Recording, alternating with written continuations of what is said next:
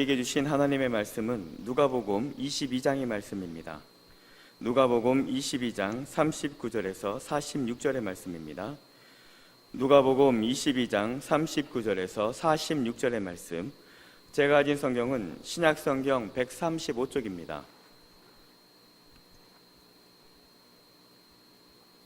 신약성경 135쪽입니다. 누가복음 22장 39절에서 46절의 말씀입니다. 우리 한 목소리로 합독하시겠습니다. 시작. 예수께서 나가사 습관을 따라 감람산에 가시매 제자들도 따라갔더니 그곳에 이르러 그들에게 이르시되 유혹에 빠지지 않게 기도하라 하시고 그들을 떠나 돌 던질 만큼 가서 무릎을 꿇고 기도하여 이르시되 아버지여, 만일 아버지의 뜻이거든 이 잔을 내게서 옮기시옵소서. 그러나 내 원대로 마시옵고 아버지의 원대로 되시기를 원하이다 하시니 천사가 하늘로부터 예수께 나타나 힘을 더하더라. 예수께서 힘쓰고 애써 더욱 간절히 기도하시니 땀이 땅에 떨어지는 핏방울같이 되더라. 기도 후에 일어나 제자들에게 가서 슬픔으로 인하여 잠든 것을 보시고 이르시되 어찌하여 자느냐, 시험에 들지 않게 일어나 기도하라 하시니라. 아멘. 이 시간 담임 목사님 나오셔서 시험을 이기는 기도라는 제목으로 하나님의 말씀 선포하시겠습니다.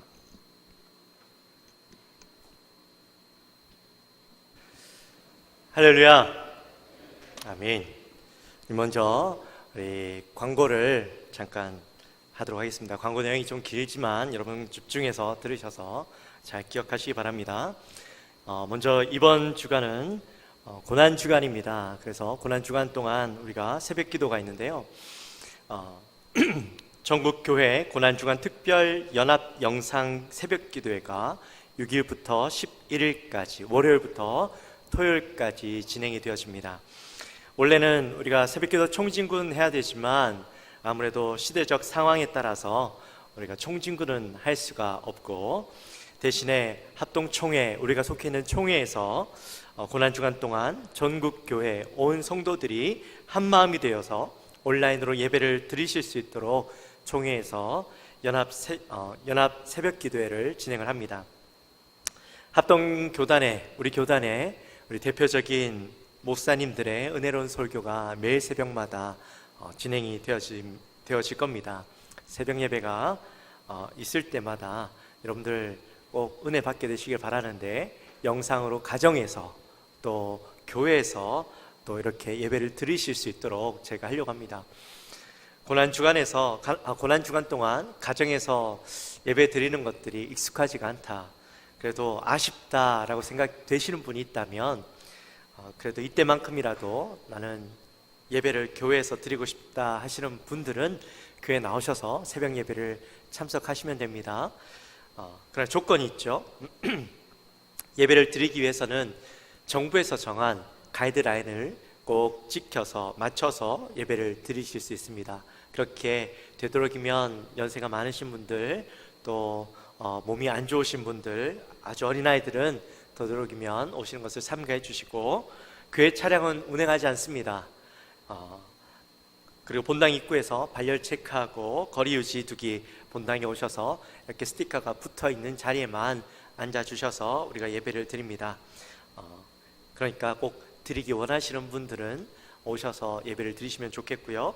가정에서는 우리가 유튜브를 통해서 지금처럼 온라인으로 예배를 드리실 수 있는데 새벽 4시 50분에 이 영상이 열리도록 되어 있습니다. 그러니까 4시 50분 이후에 여러분들이 직접 들어가셔서 집에서 온라인으로 예배를 드리시고요.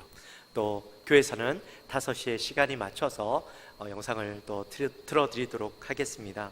중요한 것은 가정에서 드리든지 교회에서 드리든지 고난주간 이 새벽 예배를 통하여서 우리가 한 주간 동안 어떻게 보내는가 하는 것이 중요하겠죠.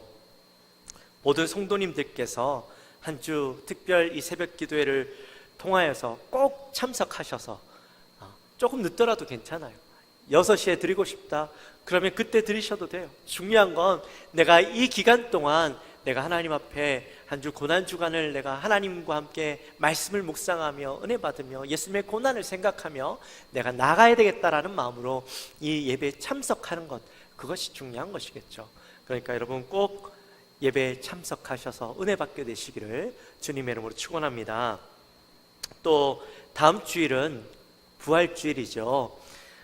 상황이라서 쉽지는 않겠지만 현장 예배를 우리가 지금은 그래도 2부만 드리고 있는데 다음 주는 특별히 2부와 3부 예배를 현장 예배로 드리려고 합니다. 역시나 정부의 가이드라인에 맞춰서 예배를 드리게 될 텐데 다음 주는 특별히 부활주일이라서 우리가 원래는 금요일날 저녁에 이 성찬식을 하는데 이번에 우리가 그것들을 못하니까 부활주일에 이곳에서 2부와 3부 예배 때 성찬식을 거행하려고 합니다. 혹시 예배에 참석하시기 원하시는 분들은 미리 오셔서 늦지 않고 예배에 혹시라도 방해되지 않도록 여러분 미리 오셔서 준비하시고 마음에 준비하시고 예배에 참석해 주시고, 역시나 영상 예배, 온라인 예배도 2부와 3부 동일하게 실시간으로 전송이 되어집니다. 그러니까 여러분 꼭 나오셔야 되는 것 아니에요. 가정에서 여러분 예배를 드리면서 영상으로 다음 주에 또 부활주일 예배에 참석하게 되시기를 바랍니다.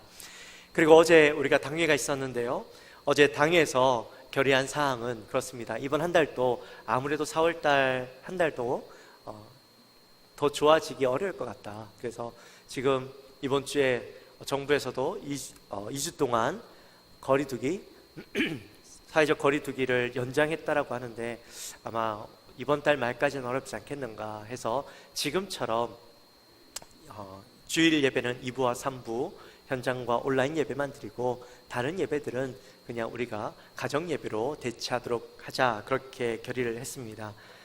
여러분 이 일들을 위해서 기도해 주시고 빨리 회복되어야 우리가 만날 수 있어요. 다 같이 만날 수 있어요. 이렇게 거리를 두고 예배 드리지 않으셔도 돼요. 꼭 기도해 주시기 바랍니다. 그리고 수요예배와 금요예배는 우리가 모일 수 없지만 우리가 이번 주부터 성경 읽기로 대체합니다. 아까 광고에도 나왔지만 코로나 사태로 예배가 계속 드려질 수 없는 상황이 되면서 우리의 신앙이 좀 해이해지고 또 예배의 집중과 또 말씀에 집중하지 못하는 우리의 모습이 있잖아요. 그래서 우리가 매일 말씀을 보내드리고 큐티를 할 수 있도록 도와드리기도 하지만 수예배, 금요예배 시간에 여러분들이 한 주간 동안 주보해 보시면 이렇게 나와 있어요.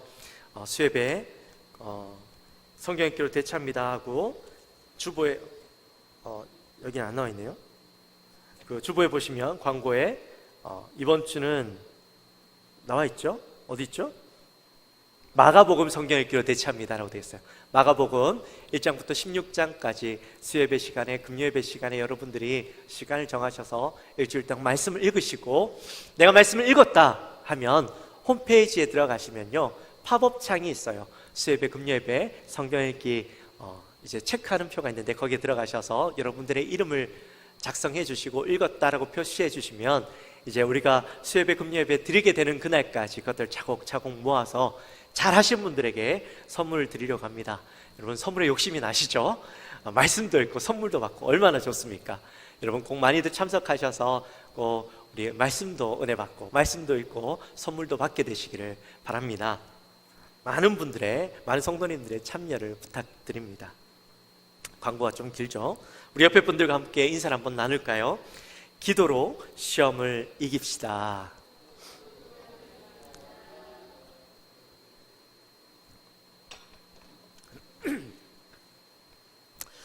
오늘은 종려주일입니다. 종려주일은 예수님께서 처음이자 마지막으로 예루살렘 성전을 오르실 때에 왕의 모습으로 나귀를 타고 오르셨던 날이죠. 이때 군중들이 예수님께서 올라가시는 것을 보고 그 예수님을 맞이하면서 자기가 입고 있던 겉옷을 바닥에 길가에다 깔고 또 옆에 있던 그 종려나무 가지를 꺾어서 그것을 흔들면서 이렇게 외치죠.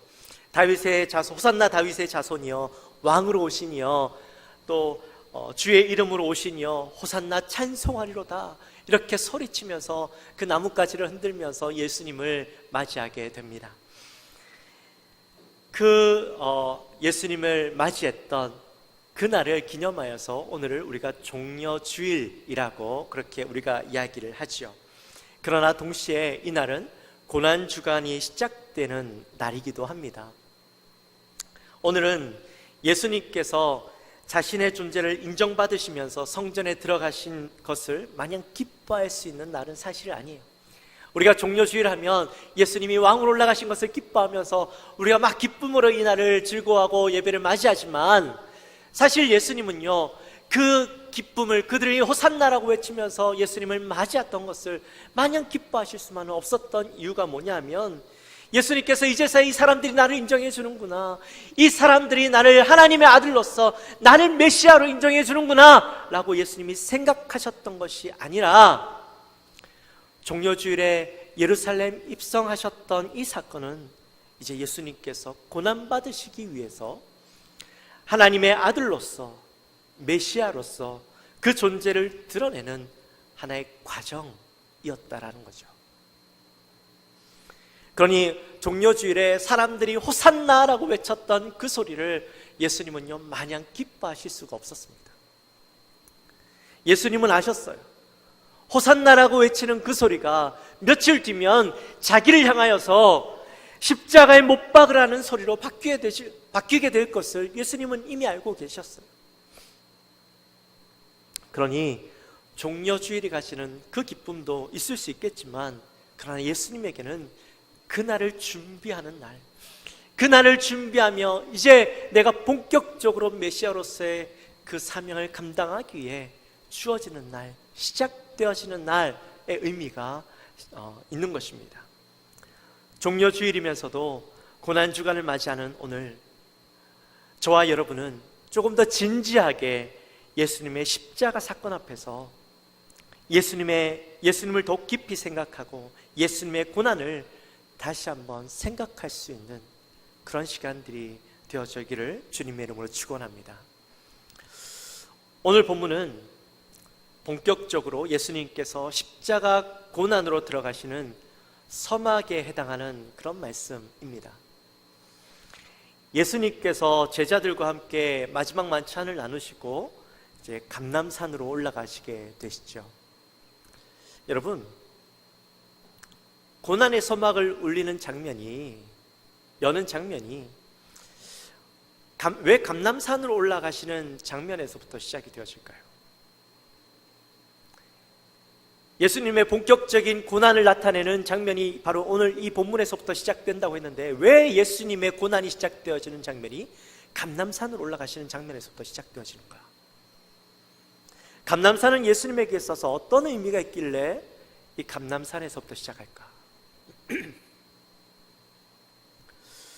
감람산은요, 말 그대로 올리브 나무가 많은 곳이었어요. 감람나무, 올리브 나무가 많은 곳이었어요.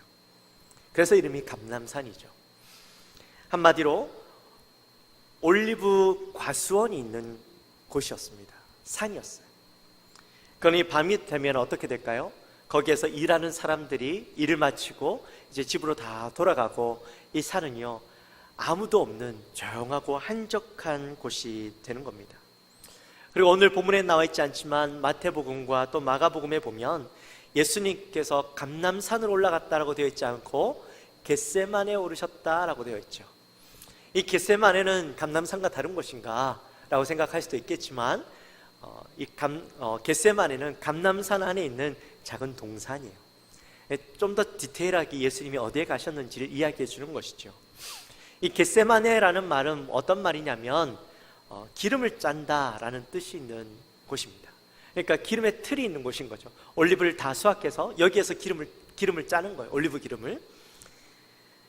올리브 나무가 자라고 기름을 짜는 산 속에는 밤이 되면 아무도 찾지 않는 조용한, 예수님께서 기도하시기에 참 좋은 곳이었던 것이죠. 오늘 본문 39절 말씀에 보면 습관을 따라 라고 적혀 있는데, 예수님께서 이제 유월절 명절을 앞두시고 베다니에 머무르시면서 매일 저녁마다 밤마다 이 감람산에 오르셨던 겁니다. 왜 예수님이 오르셨다고요? 기도하기 위해서. 예수님의 고난의 서막을 나타내는 장면이 십자가 사건을 앞두고 평소와는 다르게 특별한 의미를 부여하고 특별한 발걸음을 의미하기 위해서 감람산에 오르셨던 것이 아니라 여느 때와 같이 늘 습관을 따라 늘 하시던 대로 기도하시기 위해서 이 산에 오르셨다라는 거예요. 여러분, 이게 왜 중요할까요? 기도하시기 위해서 감람산에 오르시는 게 왜 중요할까요? 예수님의 인생을 바라보면 예수님의 기도는요, 습관이었어요.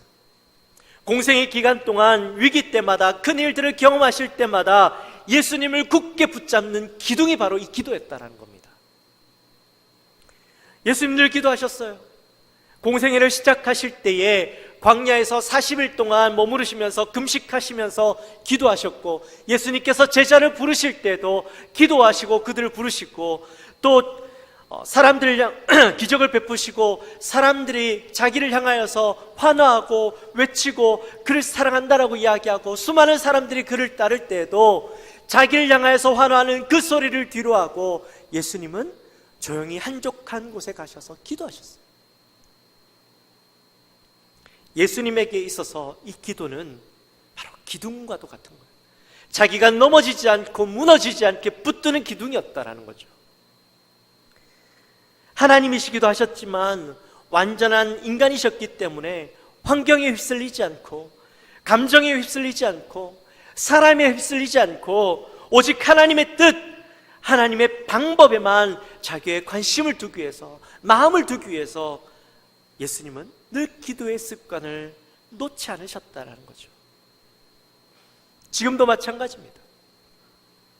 십자가 고난을 앞두고 예수님은 다른 뭔가 특별한 자신의 일들의 행적을 나타내기 위해서 특별한 것들을 찾으셨던 것이 아니라 이를 준비하며 늘 해오던 대로 기도하기 위해서 산에 오르셨다라는 거예요. 예수님께는 이 십자가 고난의 사건이 남들에게 나타내는 것이 중요한 것이 아니라 내가 이를 감당하기 위해서는 하나님 앞에 기도하지 않고서는 이겨낼 수 없는 힘든 일이었다라는 거죠. 사실 예수님께서는 자신에게 어떤 일들이 다가올지 이미 알고 계셨어요. 그 일이 얼마나 크고 무거운 일들인지 몸으로 직접 느끼고 계셨어요. 마태복음 26장 37절과 38절 말씀에 보면 베드로와 세베대의 두 아들을 데리고 가실새 고민하고 슬퍼하사 이에 말씀하시되 내 마음이 매우 고민하여 죽게 되었으니 라고 말씀하시죠. 마가복음에도 비슷한 표현이 나옵니다. 마가복음 14장 33절과 34절 말씀에 보면 베드로와 야고보와 요한을 데리고 가실새 심히 놀라며 슬퍼하사 말씀하시되 내 마음이 심히 고민하여 죽게 되었으니. 예수님께서요, 이 십자가를 지게 될 그 시간이 다가오면 다가올수록 자신이 감당해야 하는 그 죄의 무게가, 고난의 무게가 예수님에게 직접적으로 다가가고 있었던 거예요. 그를 억누르고 있었던 거죠. 그런데 그 고통이 감당할 수 없을 만큼의 고통으로 예수님에게 다가가고 있었다는 거죠. 예수님이 감당해야 될 그것이 어떤 것인지 모르셨던 것이 아니에요. 이미 알고 계셨어요. 그런데도 그 고통이 예수님을 괴로움과 깊은 슬픔에 빠지게 할 만큼의 고통이었다는 거죠. 본문에 보니까 아까 마가복음 14장에 보면 이런 표현이 있죠. 심히 놀랐다라는 표현이 있죠. 이것들을 원문의 표현대로, 이 원문을 그대로 번역해 보면 이런 표현이에요. 말문이 막힐 만큼 매우 놀라고 공포에 떨게 했다, 떨었다. 심히 놀랐다는 표현이 말문이 막힐 만큼 공포스러워서 놀라워서 떨 수밖에 없었다는 거예요.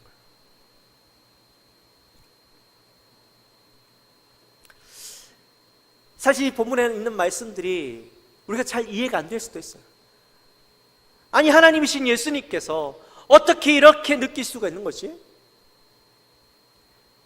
하나님이 두려워한다? 공포에 떤다? 이게 하나님에게 적합한 표현일까? 아마 그런 의문점을 가질지도 몰라요.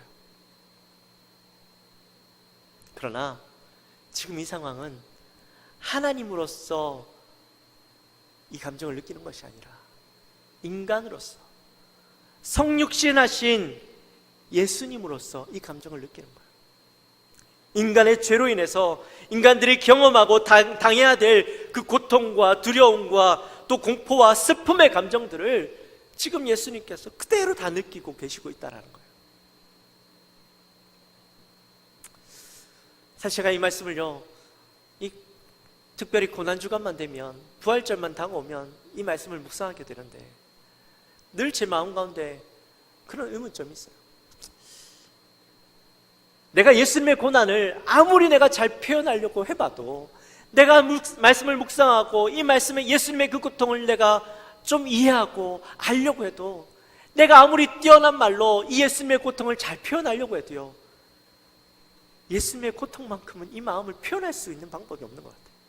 내가 이때까지 경험해봤던 아픔, 고통, 슬픔을 다 생각해봐도 이 예수님이 경험하셨던 이 슬픔, 괴로움, 눈물, 아픔을 내가 표현할 방법이 없는 거예요.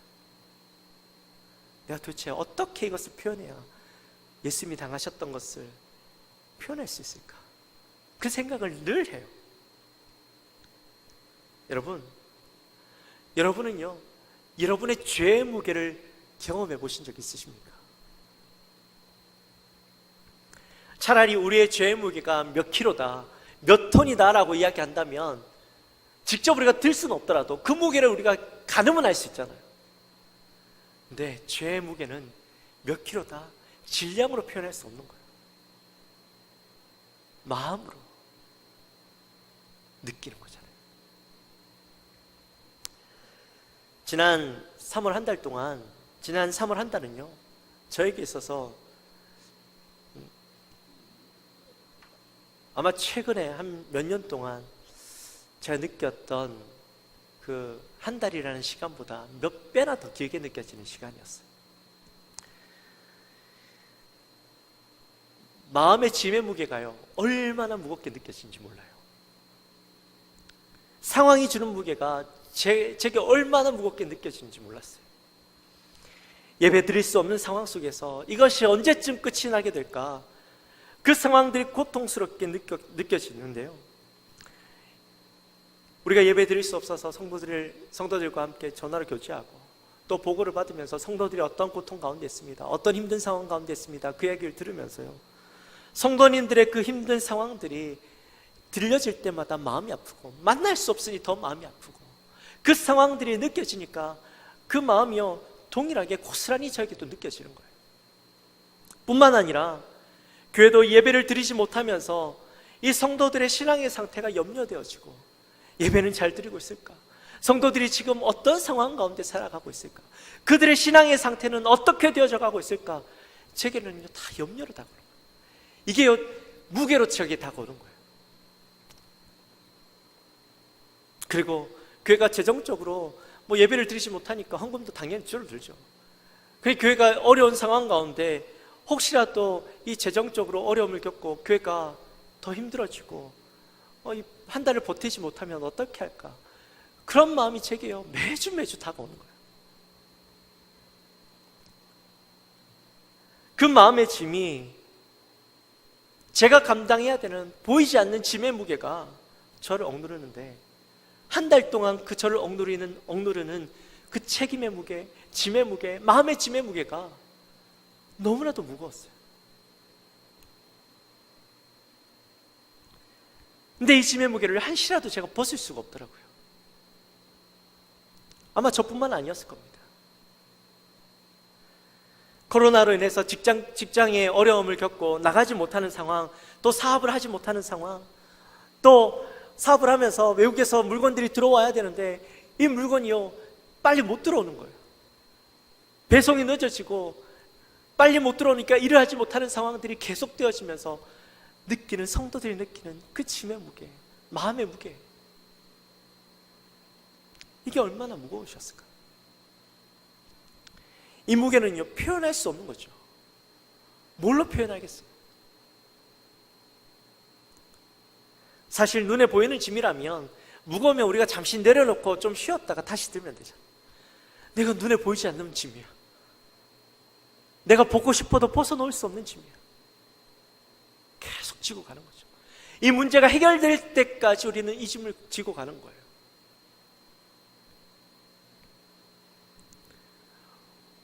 이처럼 우리가 세상의 짐, 눈에 보이지 않는 그 짐의 무게가 우리에게도 버겁게 느껴지는데, 예수님에게 이 세상 사람들의 모든 사람들의 죄의 짐의 무게가요, 예수님에게 고스란히 담겨지는 거예요.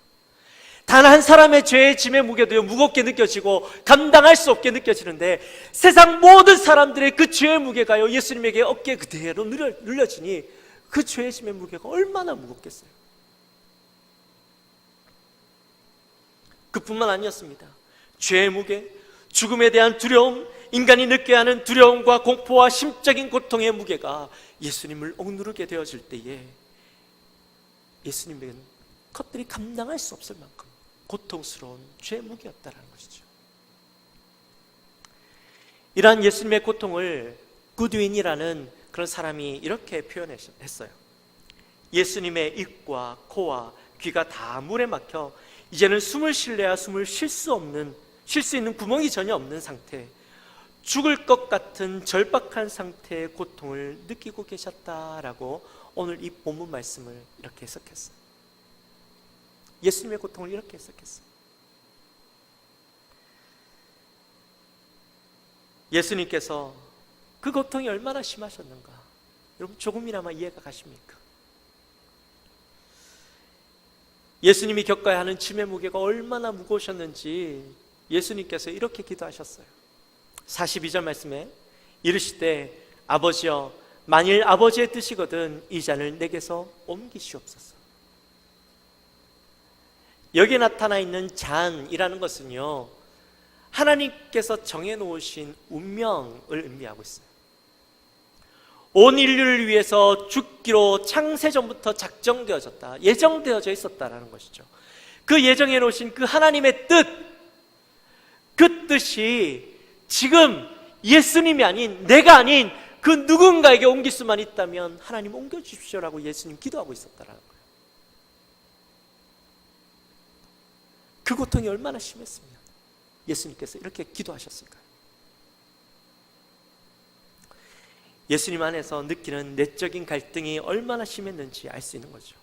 하나님으로서, 인간으로서 이 두 감정들이요, 내적인 갈등을 일으키는 거예요. 피하고 싶은 마음, 그래도 감당해야 된다는 사실을 알고 그 마음들이요, 그 안에서, 예수님 안에서 갈등을 일으키고 있는 거예요. 그런 모든 고통이 얼마나 심했는지 44절에서는 예수님이 기도하실 때에 어떻게 기도하셨다고요? 땀이 핏방울같이 되었다. 땀이 핏방울같이 되어서 땅에 떨어졌다라는 거예요. 예수님의 기도가 얼마나 치열하게 기도하실 수밖에 없었는지 그것들을 표현해주고 있는 것이죠. 그럼 이미 예수님 알고 계셨어요.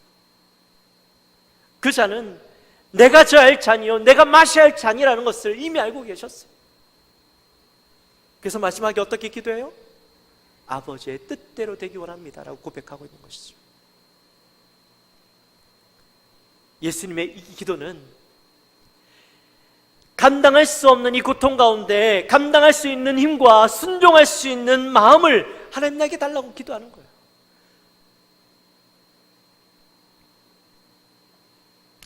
근데 사랑하는 성도 여러분, 예수님의 이 고통을 우리는요, 어떻게 생각하고 있을까요? 어떻게 생각하고 있습니까? 예수님의 이 고통이 마치 남의 이야기처럼, 남의 일처럼만 여기고 있지 않습니까? 지금 예수님이 당하시는 고통, 슬픔, 놀라움, 고민, 이 모든 것들이 나와 아무런 상관없는 일들처럼 여기고 있지는 않냐는 것이죠. 사실 예수님께서 당하고 있는 그 아픔, 고통, 느끼고 있는 죄의 무게, 그게 다 누구 거예요? 내 거잖아요. 내가 당해야 되는 아픔이요, 내가 겪어야 될 고통이요, 내가 아파야 될 아픔이요, 내가 힘들어야 할 그 슬픔이었다라는 것이죠. 그런데 그것을 예수님이 나를 대신해서 지고 있는데 마치 내 것이 아닌 양 우리는 생각하고 살아가고 있다는 거예요. 마치 사람들이 예수님이 자신이 잘못해서 당하는 고난이라고 생각한다는 것이죠.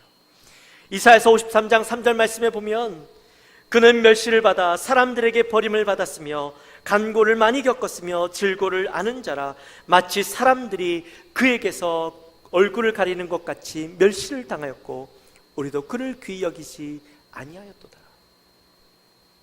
사람들이 예수님을 향해서 하는 말이 마치 자기와는 아무런 상관없이 그저 나와 상관없는 누군가가 고통을 당하고 사람들에게 멸시를 받고 하는 모습처럼 여기고 있는 모습이에요. 그러나 그가 당하는 고난은 뭐예요? 이사야서 53장 4절 말씀 우리 함께 같이 읽어볼까요? 이사야서 53장 4절 말씀 시작. 그는 실로 우리의 질고를 지고 우리의 슬픔을 당하였거늘 우리는 그 생각하기를 그는 징벌을 받아 하나님께 맞으며 고난을 당한다 하였노라. 누구의 질고라고요? 우리의 질고. 누구의 슬픔이라고요? 우리의 슬픔. 우리의 죄 때문에 그가 당한 것이라는 거죠. 그런데 우리는 마치 우리와 상관없는 것처럼 예수님의 고난을 바라보고 예수님의 아픔을 바라보고 있다는 거예요. 그러니 십자가의 이야기를 해도요, 우리의 가슴은 냉랭한 거예요. 우리에게 아무런 찔림이 없고 아무런 감정이 없는 거죠. 예수님의 십자가 사건이 나와 아무런 상관없는 것처럼 느끼고 살아간다는 거예요. 여러분, 고난주간이 되어도 혹시 여러분의 마음 가운데 아무런 감정이 없진 않습니까? 사랑하는 성도 여러분, 십자가를 바라보면서 나와 상관없는 십자가처럼 느껴진다면 이번 한 주 고난주간을 보내면서 그저 여느 일주일처럼 똑같은 일주일처럼 내게 느껴진다면 우리가 부활주를 맞이하면서 아무런 상관없이 그저 여느 때처럼 이 주일을 맞이하는 것처럼 느끼고 있다면 우리는 깊이 생각해 봐야 돼요.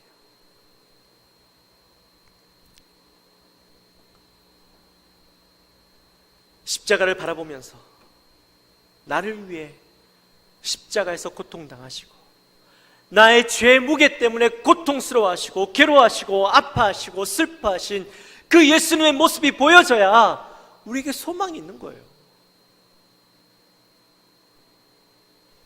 그의 고통, 그의 죽음이 나의 고통, 나의 슬픔, 나의 고통이 되어져야 되는 것이죠.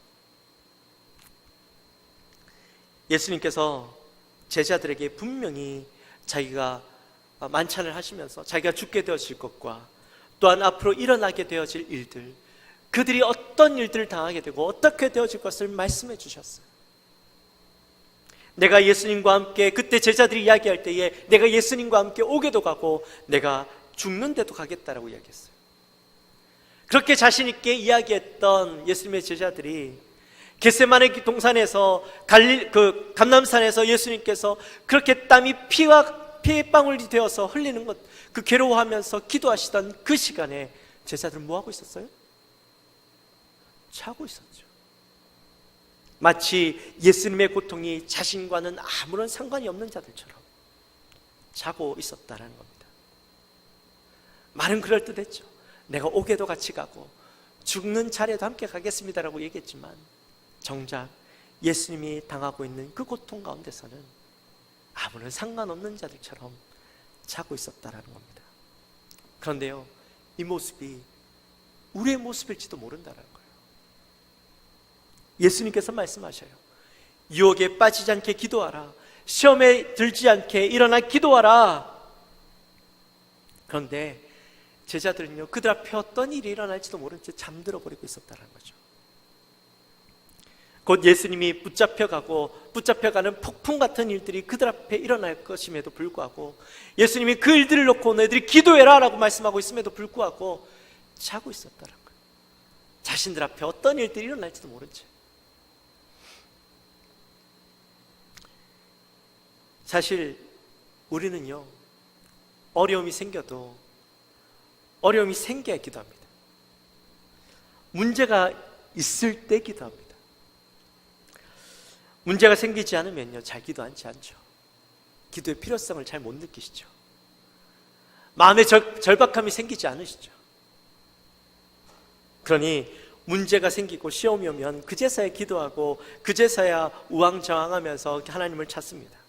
그러나 예수님이 지금 우리에게 요구하시는 것은 문제가 일어나기 전부터 기도하고 깨어있어서 문제가 생기고 어려움이 생겼을 때 절망과 번민 가운데 있지 말고 기도함으로 대비하고 준비할 것을 말씀하고 계시는 거죠.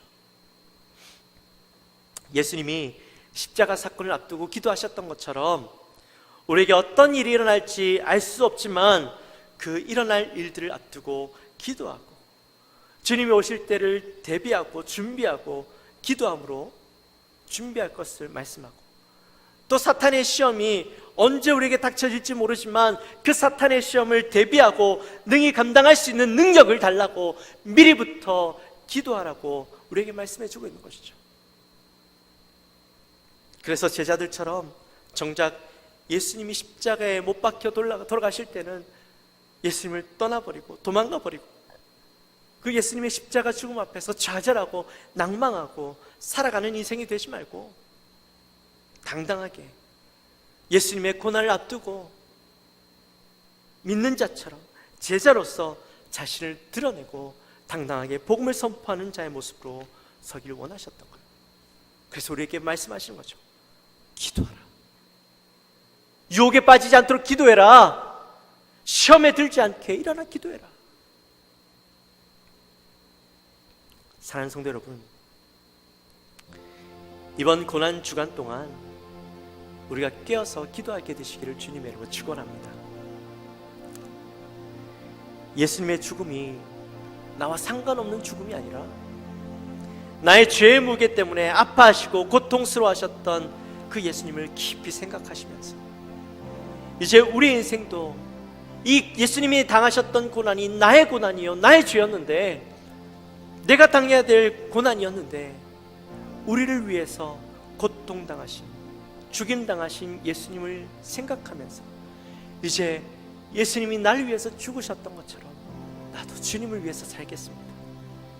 문제와 어려움이 생겨야 그제서야 기도하던 우리의 인생이 아니라 미리부터 기도하고 예수님이 우리에게 말씀하셨던 것처럼 기도함으로 시험이 올 것을 대비하고 유혹에 빠지지 않도록 우리의 인생을 기도로서 지키는 우리의 인생이 되겠습니다. 더 이상 이전처럼 기도하지 않고 문제가 생겨서 가슴 아파하고 힘들어하며 기도하지 않는 우리의 모습을 바라보면서 가슴 아파하게 만든 우리의 인생이 아니라 이 고난의 시대에 주님이 원하시는 시험을 대비하고 하나님의 고난 가운데 예민하며 주님의 마음과 동일하게 살아가는 그 인생을 살아가는 우리가 되겠습니다. 기도함으로 그 인생을 살아가는 우리가 되겠습니다. 그렇게 한 주간 고백하게 되시기를 주님의 이름으로 축원합니다. 우리 시간 함께 찬양했으면 좋겠습니다. 찬양할 때에 예수 나를 위하여, 우리 시간 함께 찬양 나갈까요? 가사를 깊이 생각하면서 예수님의 고난을 생각하면서 우리 함께 찬양합시다. 예수 나를 위하여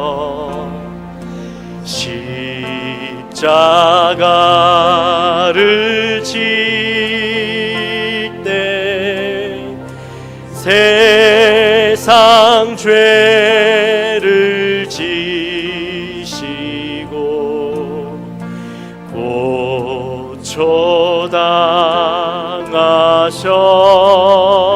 고초당하셨네. 예수님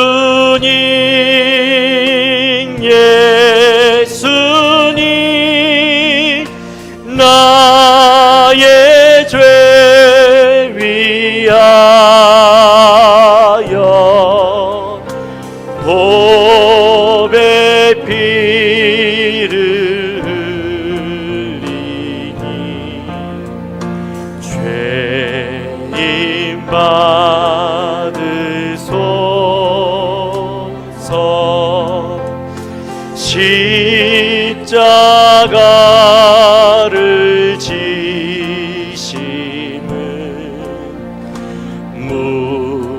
무슨 죄가 있나 저 무지한 사람들 메시아 죽였네. 예수님 예수님 예수님 나의 죄 위하여 봄의 피를 흘리니 죄인 받으소서 죄인 받으소. 비와 같이 붉은 죄 비와 같이 붉은 없는 이가 없네. 없는 이가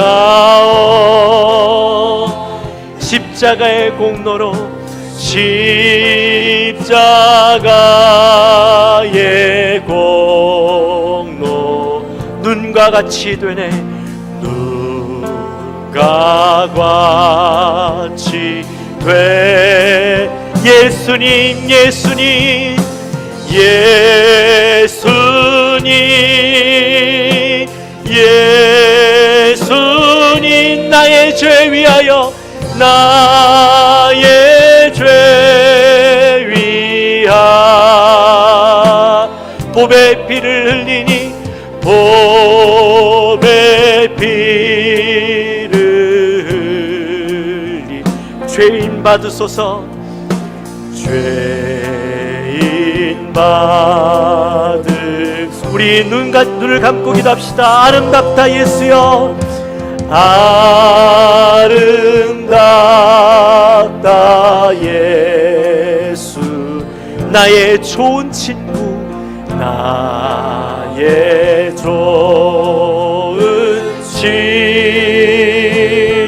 예수 공로 아니면 예수 공로 아니면 영원 형벌 받네. 형벌 우리 뜨겁게 예수님 예수님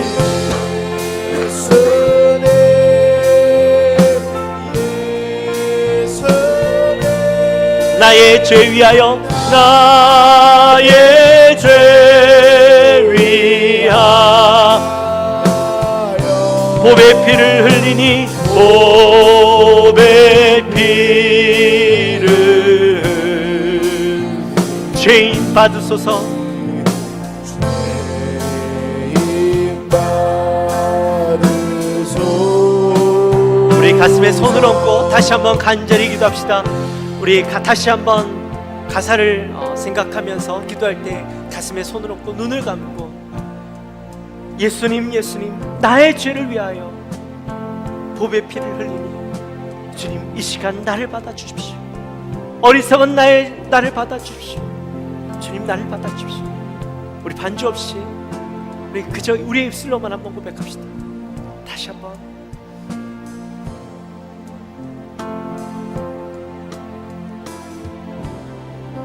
예수님 예수님 예수님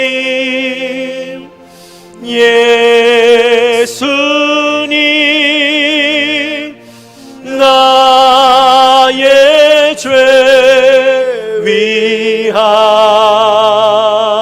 위하여 봄의 피를 흘리니 죄인 받으소서 죄인 받으소. 다시 한 번 더 예수님 예수님 예수님 예수님 나의 죄 위하여 나의 죄 위하여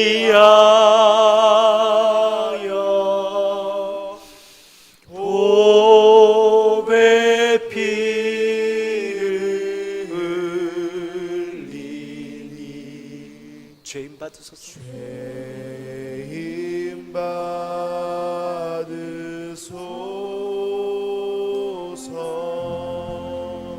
우리 시간 기도합시다. 하나님, 우리가 종려주일을 맞으며 또한 고난주간의 첫 시작을 맞이합니다. 이번 한 주간 우리가 예수님을 깊이 생각하기 원합니다. 예수님께서 당하셔야만 했던, 받으셔야 했던 그 무게, 고통의 무게, 바로 그것이 나의 죄의 무게였습니다. 그런데도 우리는 그 예수님의 죄의 무게, 아파하며 고통스러워하며 힘들어하시며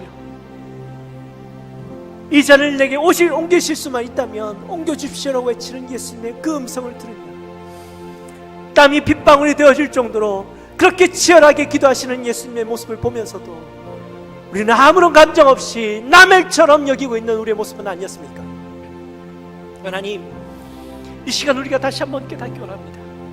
그것은 바로 나의 죄 때문이었고 나를 구원하시기 위해서 아파하셨고 흘리셔야만 했던, 겪으셔야만 했던 고통이었음을 다시 한번 깨닫고, 하나님, 우리를 불쌍히 여겨주십시오. 우리를 용서하여 주옵소서. 하나님, 이제는 우리의 인생이 예수님과 상관없는 인생, 예수님의 고통과 상관없는 인생이 아니라 그 고통을 생각하며 주님이 원하시고 주님이 기뻐하시는 인생, 세상 가운데 다시 무너지지 아니하고 기도로 다시 한번 우뚝 서며 당당하게 주의 이름을 선포하며 외치며 나가는 인생, 그 인생이 살기 원합니다. 하나님, 나를 붙잡아 주옵소서. 주님을 늘 깨닫고 주님을 늘 경험하며 함께 살아가는 인생이 되게 해주십시오. 우리 이 마음을 가지고 함께 우리 간절히 기도하며 나갑시다. 하나님 아버지, 감사합니다. 하나님, 이 시간 우리가 간절히 기도하며 나갑니다. 우리의 연약한 인생, 우리의 부족한 인생, 주님 이 고난주간을 맞이하면서 그동안 우리의 인생을 되돌아봅니다. 그동안 우리의 삶이 주님의 그 고난, 우리와 상관없는 고난, 우리에게 아무런 느낌이 없는 고통, 십자가의 그 고난이 내게는 아무런 감정으로 다가오지 않는 그런 인생을 살고 있지는 않았습니다. 하나님, 감람산을 오시면서 그 죄의 무게가 다가오면 다가올수록 고통스러워하셨던 그 예수님의 모습을 우리가 잊지 않기 원합니다. 깨닫기 원합니다. 그것은 바로 나의 죄의 무게였습니다. 나의 죄 때문이었습니다. 내가 겪어야 할 고통과 고난을 주님 겪으셔야만 했던 것이었습니다. 주님, 그 고통을 우리가 깨닫게 해주시고 그리고 주님 앞에 서게 해주시고 하나님 앞에 서게 해주시고 우리의 인생이 주님 원하시는 삶을 살아갈 수 있는 인생이 되게 해주시고,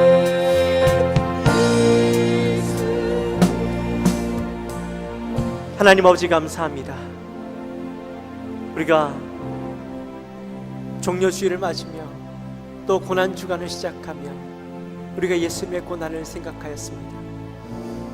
감람산에 오르시며 예수님께서 당하시는 고난, 아파하시고 괴로워하시고 감당할 수 없을 만큼의 죄의 무게가 예수님을 덮을 때에 주님은 기도하실 수밖에 없으셨습니다.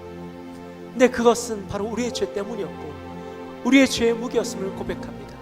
하나님, 이번 한 주 고난주간을 보내며 주님이 당하셨던 그 죄의 고난의 무게를 우리가 다시 한번 생각하게 하시고 주님을 깊이 생각하는 한 주 되게 하시고 주님의 그 놀라운 사랑을 우리의 가슴에서 잊혀지지 않게 도와주옵소서. 날마다 그 주님을 생각하며 살아가는 인생 되게 하시고 또한 주님 우리를 향하여서 말씀하실 때에 승리하신 그 주님을 바라보며 세상 가운데 문제가 오고 시험이 올 때에 그때 당하여서 괴로워하고 힘들어하는 우리의 인생이 아니라 미래의 것을 준비하고 대비했던 예수님이 그렇게 사셨던 것처럼 우리도 살아갈 수 있는 우리의 인생들이 될 수 있도록 도와주옵소서. 감사합니다. 예수님의 이름으로 기도합니다. 아멘.